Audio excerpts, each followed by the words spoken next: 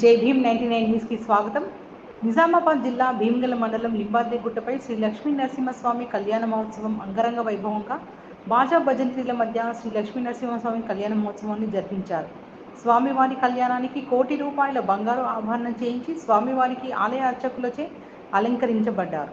అఖిలాండ కోటి బ్రహ్మాండ నాయకుని కళ్యాణ వేడుకలను వేలాది భక్తులు కన్నులార తిలకించి స్వామి కృపకు పాత్రులయ్యారు.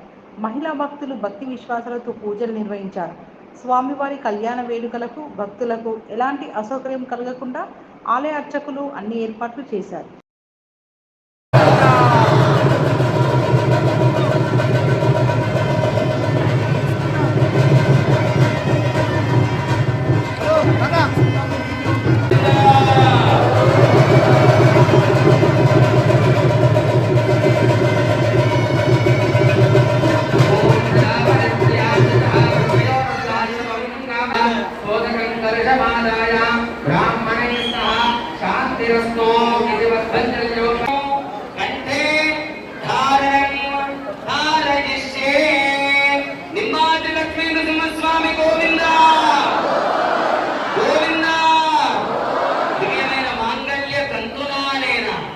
జగజ్జీవన హేతున కంఠే బద్నామి శుభగే ఆజీవ శరణాముడైనటువంటి స్వామి జగజ్జీవన హేతున ప్రపంచంలో ఉన్నటువంటి మీ అందరి లోకరక్షణ హేతువైనట్టుగా ఆ లోకరక్షణకై మంగళ సూత్రాన్ని ధరింపజేస్తున్నాను.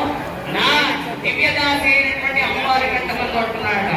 ఈ విధంగా ఆ స్వామి ఎన్ని